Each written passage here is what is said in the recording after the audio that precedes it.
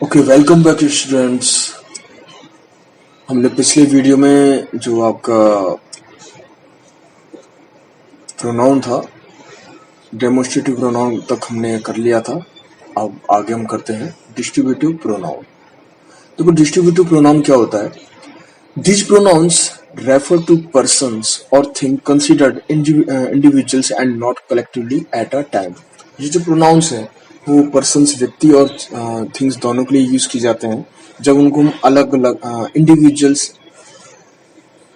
And not collectively at a time, हमको individual जब मानते हैं अलग अलग, यानी कि इनको पर्टिकुलर मानते हैं जब हम डिस्ट्रीब्यूटिव प्रोनाउन का यूज करते हैं। ठीक है, as like some distributive pronouns are, कुछ जो डिस्ट्रीब्यूटिव प्रोनाउंस हैं वो हैं neither, either, neither nor, either or, each, every, none, etc. Okay, तो मैं कुछ जो स्पेशल जो चीजें हैं, हालांकि इनके रिगार्डिंग काफी सारे रूल्स हैं, बट जो मेन जो आपके स्कूल लेवल कोर्स में चलते हैं वो मैं आपको यहाँ बता रहा हूँ।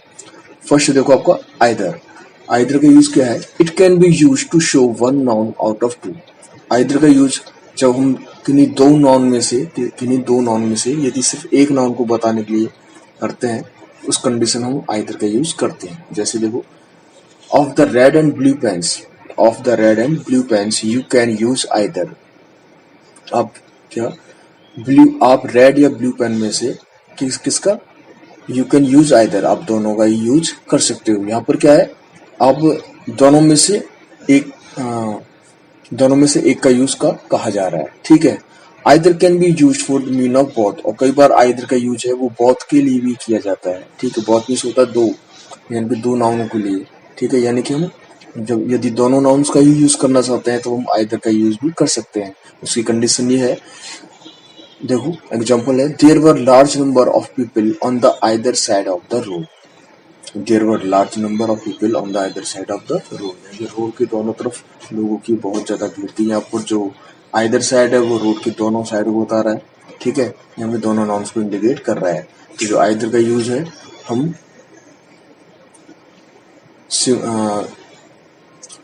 ओनली उसमें एक साइड के लिए भी, दोनों साइड के लिए भी कर सकते हैं। ठीक है, सेकंड देखिए आप नन का।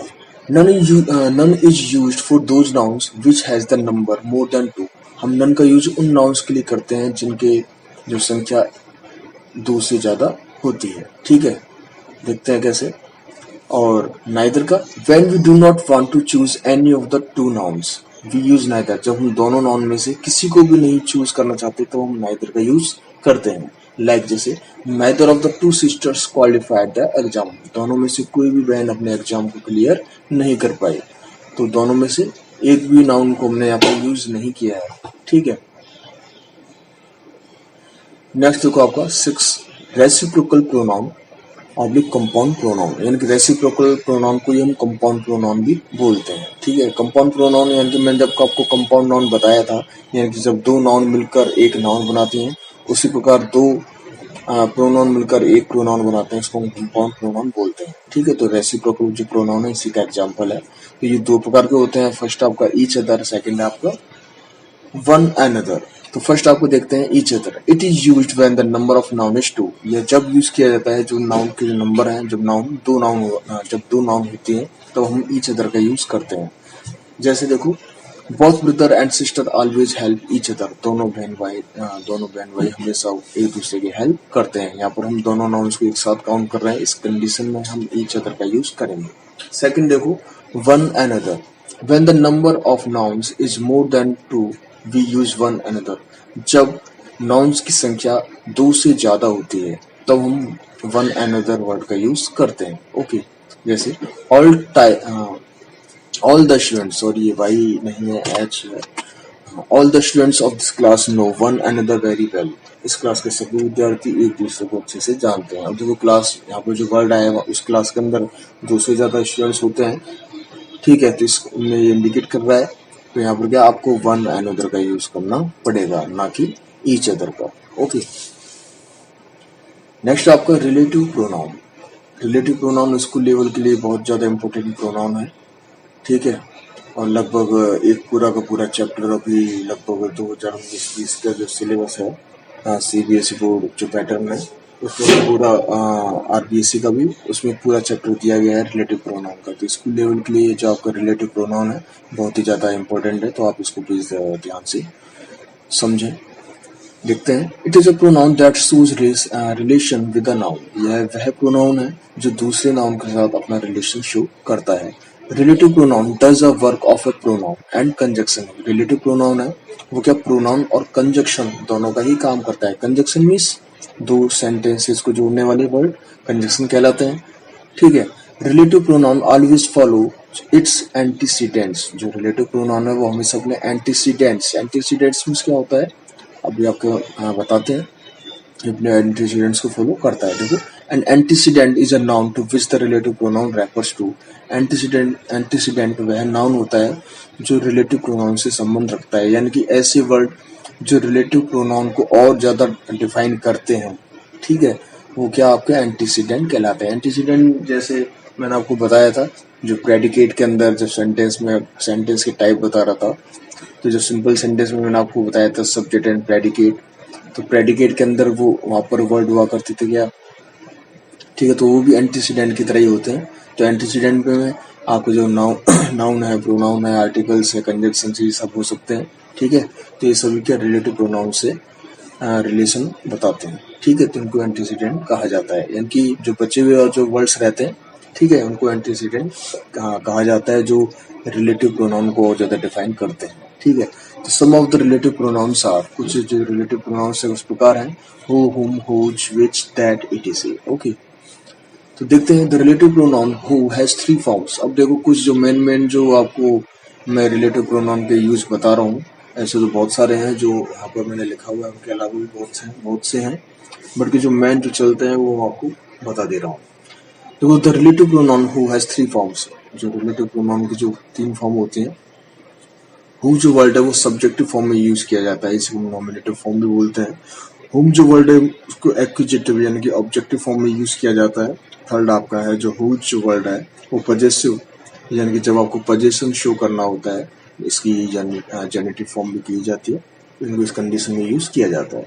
The relative pronouns are use for living beings. जो रिलेटिव प्रोनाउन है वो लिविंग बींग्स यानी कि सजीव चीजों के लिए यूज किया जाता है। Relative pronoun which is use for non living things. और जो रिलेटिव प्रोनाउन जो विच से जो वर्ड है, ठीक है, विच जो आपको प्रोनाउन है वो नॉन लिविंग थिंग्स के लिए यूज किया जाता है। And it has same forms in nominative and एक्विजिटिव case. और इसकी जो यानी कि कहने का मतलब कि इसकी जो तीनों फॉर्म है वो यही होती है, ये इनका कोई एक्विजिटिव या पजेसिव फॉर्म नहीं होती है। विच हमेशा विच के रूप में ही होता है, चाहे वो सब्जेक्टिव हो, ऑब्जेक्टिव हो या पजेसिव हो। एग्जाम्पल देख लेते हैं। I know the boy who has broken the glass. मैं उस लड़के को जानता हूँ जिसने ग्लास तोड़ा है। यहाँ पे जो हु जो वर्ड है वो आई के लिए आया है। ठीक है, सब्जेक्टिव फॉर्म में ही। ठीक है, ये जो हु जो वर्ड है ये I know the boy who has broken the glass. देखो जो द बॉय है इस सेंटेंस में, ठीक है, ये जो वर्ड है वो इस द बॉय के लिए आया है। तो जो हु जो वर्ड है ये अपने आप में क्या सब्जेक्टिव फॉर्म के अंदर आता है। ठीक है, नेक्स्ट देखते हैं। This is the book which I bought yesterday. यह वही बुक है जिसको मैंने कल खरीदा था। तो यहाँ पर जो विच जो वर्ड है ये आपके नॉन लिविंग थिंग्स के लिए यूज किया जाता है।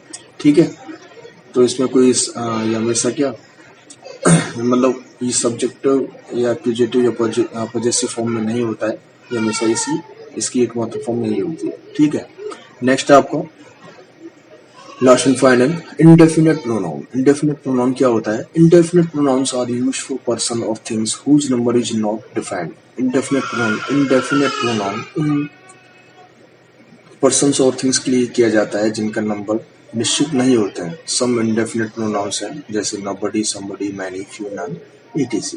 Okay, most of those nouns are used as adjective also. इनमें से लगभग सभी जो नाउन्स हैं वो एडजेक्टिव के तौर पर भी यूज किए जाते हैं।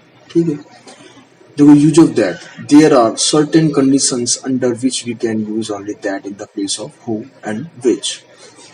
इन case of superlative degree is use in the sentence. यदि सेंटेंस के अंदर सुपरलेटिव डिग्री का यूज किया जाता है तो हम दैट का यूज करते हैं। देखते हैं, सी इज द बेस्ट सिंगर हुम oblique that I have ever here. यहाँ मैंने दैट को थोड़ा ब्लू कलर में हाईलाइट कर रखा है यहाँ पर, यानी कि ये जो वर्ड है वो सही है, यानी कि यहाँ पर whom नहीं आएगा क्योंकि इस सेंटेंस में सुपरलेटिव डिग्री आई है, तो सुपरलेटिव डिग्री अपने हमेशा अपने साथ दैट का यूज करते हैं। सेकंड देखते हैं, after interrogative pronouns like who what etc. इनमें भी देखो यदि इंटरगेटिव प्रोनाउन है, ठीक है, तो ये हमेशा अपने साथ दैट का ही यूज करेगा। Who is there in this class, who, तो हु नहीं आएगा, यहाँ पर दैट आएगा। That is the correct answer. That has not done his homework. Okay, we use that after certain words like some, all, only, nothing, etc। ठीक है, हम जो दैट का यूज करते हैं वो सम, ऑल, ओनली, नथिंग इस टाइप के वर्ड्स के साथ करते हैं। Like all that space, all that oblique which glitters is not gold. तो ये कहावत, ये तो आपने सुना ही होगा। तो यहाँ पर जो विच है वो आपका वर्ड यहाँ पर गलत है, ठीक है, तो यहाँ पर दैट का यूज होगा। ठीक है, all that glitters is not gold. Clear. He is the only man here that whom I know। यहाँ पर whom नहीं आएगा, यहाँ पर that जो वर्ड है आपका प्रोनाउन है वही आपका सही राइट आंसर होगा। ठीक है, तो he is the only man here that I know। Okay students, तो आज के लिए इतना ही है। यहाँ मैंने कुछ इंपॉर्टेंट लिख रखा है। देखो, there are so many rules regarding the pronouns. देखो, हमारे जो प्रोनाउंस से जो रिलेटेड काफी सारी ऐसे रूल्स हैं जो हम चाहकर भी इसे एक वीडियो में आपको नहीं बता सकते हैं। ठीक है, तो आप प्लीज़ यदि और ज़्यादा इनके बारे में सोचना मतलब समझना चाहते हैं तो आप एक अच्छी सी मार्केट से ग्रामर बुक परचेज कर लें और उसमें से आप अपने और जानकारी जुटाएं, क्योंकि एक छोटी सी वीडियो में इम्पॉसिबल है कि आपको अधिक से अधिक जानकारी दे दी जाए, क्योंकि प्रोनाउन है अपने आप में बहुत बड़ा चैप्टर है, लेकिन फिर भी क्या मैंने जो इनकी इम्पोर्टेंट चीज़ें हैं वो आपके सामने रखने की कोशिश की है।